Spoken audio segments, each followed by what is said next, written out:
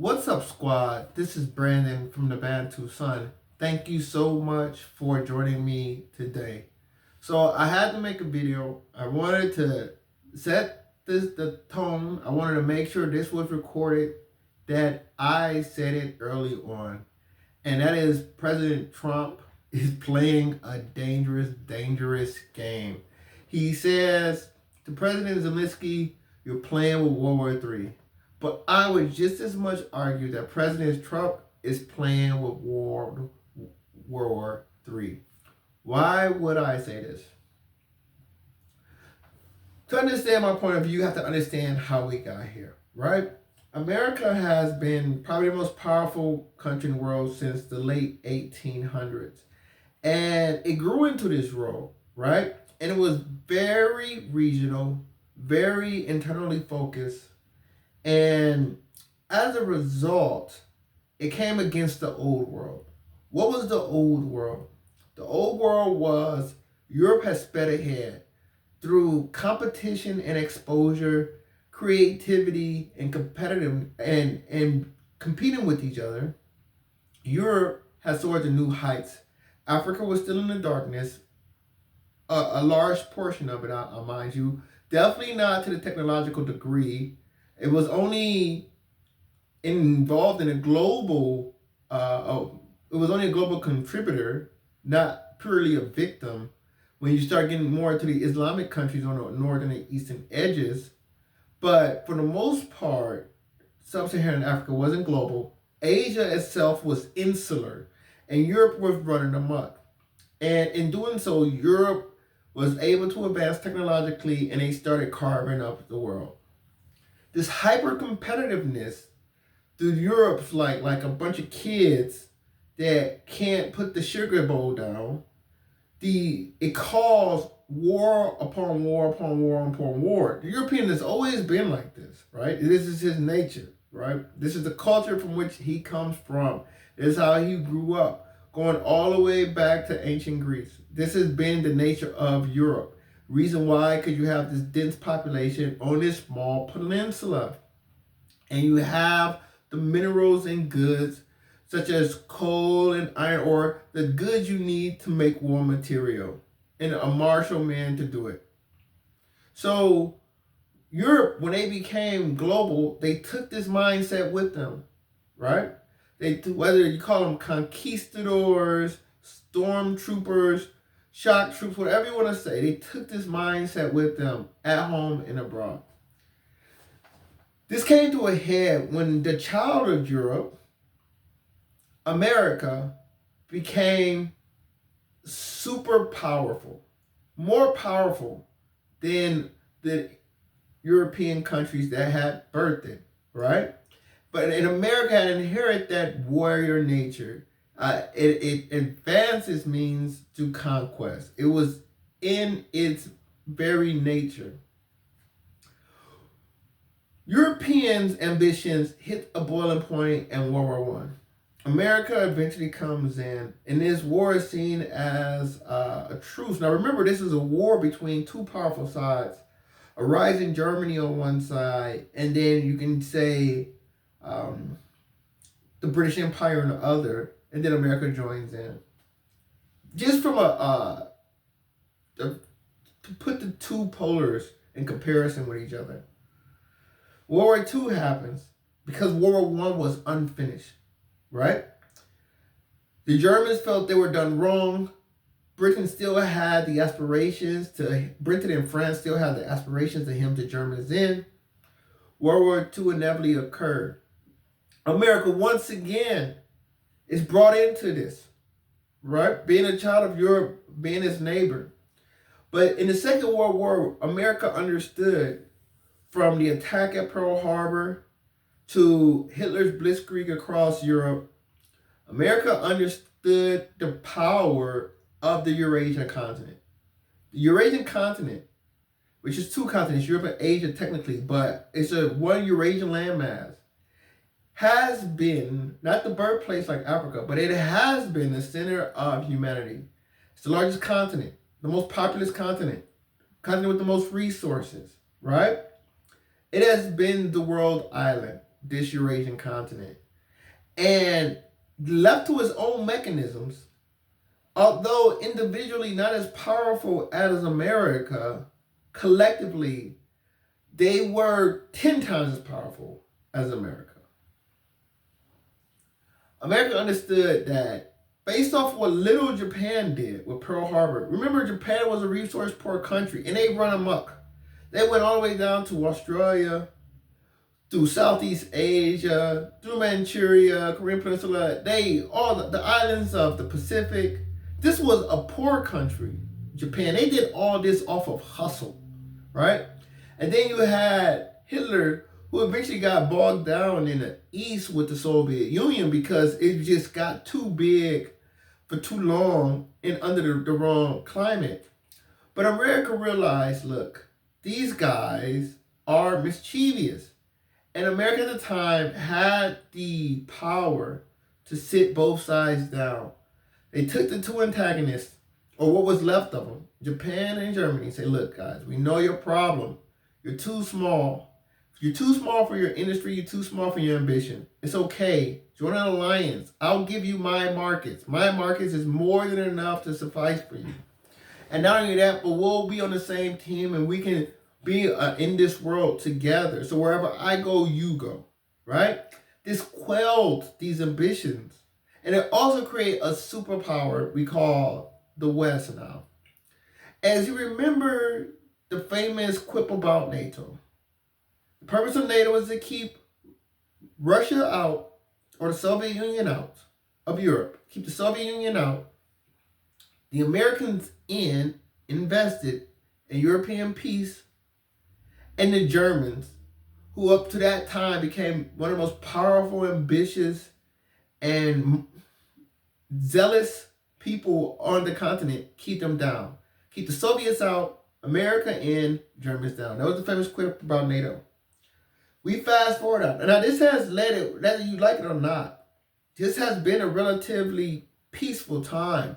A lot of the violence have been done, yes, by America, but primarily solo America with its accompanied with partnerships, trying to work through things like the United Nations. Now, I'm not saying it's always worked out well, but at least there was some type of mechanism to try to get a consensus.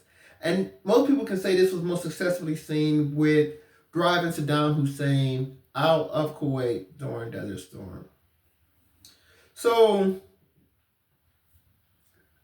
things, of course, got a little bit crazy. We can all blame Bush.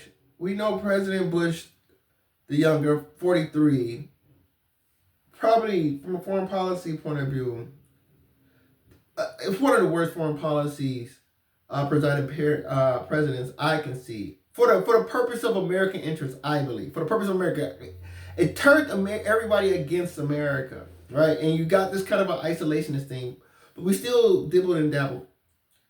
But now you get to the point now where you have President Trump, who has just announced he wants Russia to broker a nuclear deal with Iran.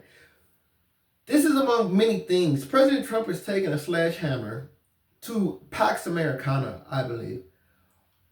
The alliances he wants to pull out of, they're threatening to pull out of NATO. He wants to retreat from Europe. Retreating from Europe is not going to make America safer.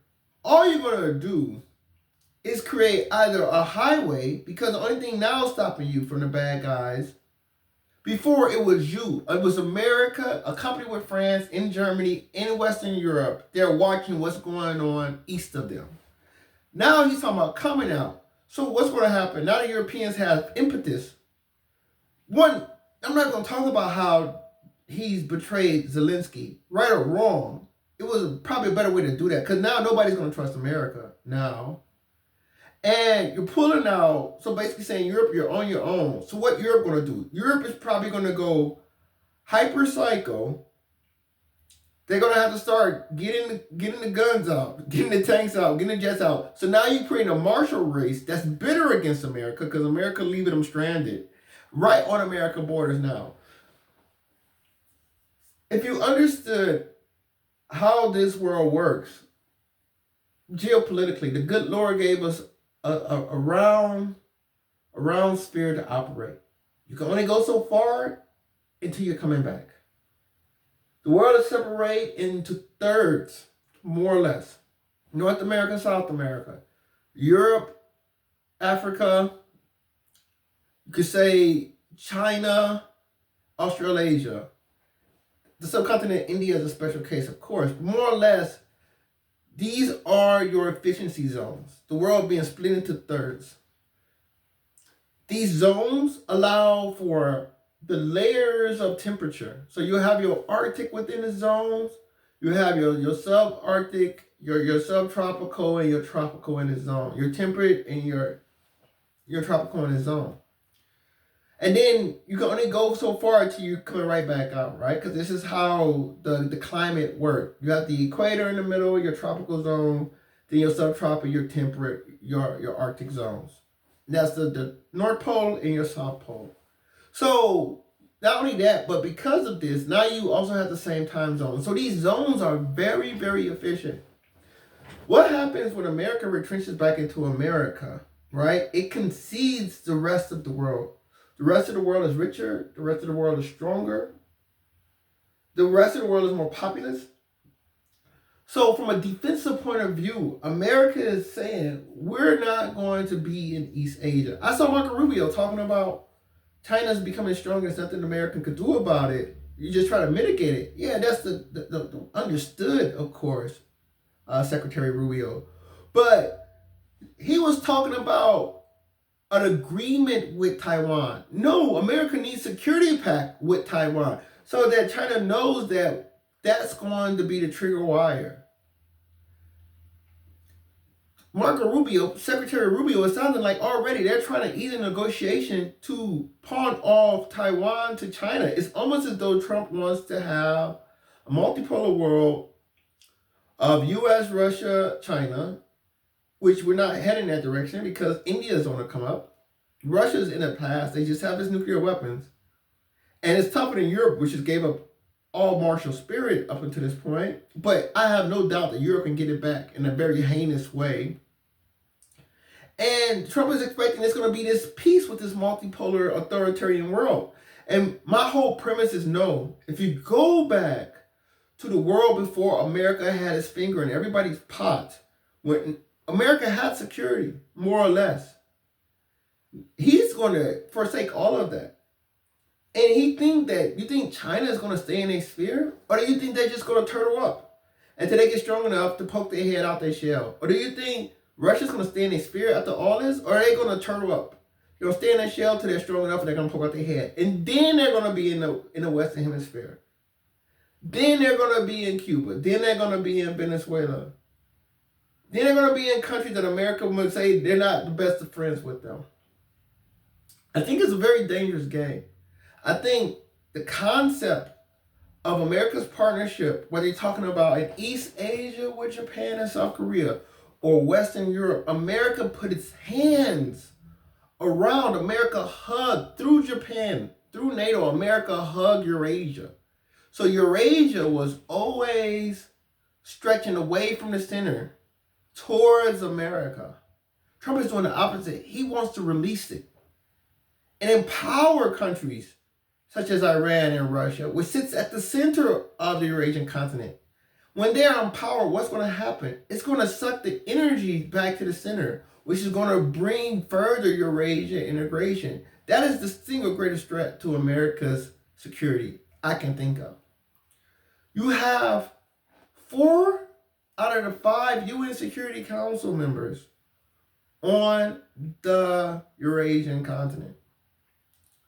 And he thinks by leaving Europe, leaving Asia, shrinking back into America, that this is going to increase peace. I'm not seeing it yet. So please comment below. If you see it, if you understand it, I'd love to hear your thoughts. Comment below. If you're getting this foreign policy, because right now it just looks like America's retrenching, and I don't see how that's not a direct threat to its security in the future. I'm not saying the old way was right completely. It was a lot of waste, a lot of corruption, etc. But you could have fine-tuned the instrument. You didn't have to destroy the guitar. So go ahead and comment below if you have any thoughts. I'd love to hear it. Like, share, subscribe if you enjoy the content. Until next time, take care. Bantu up.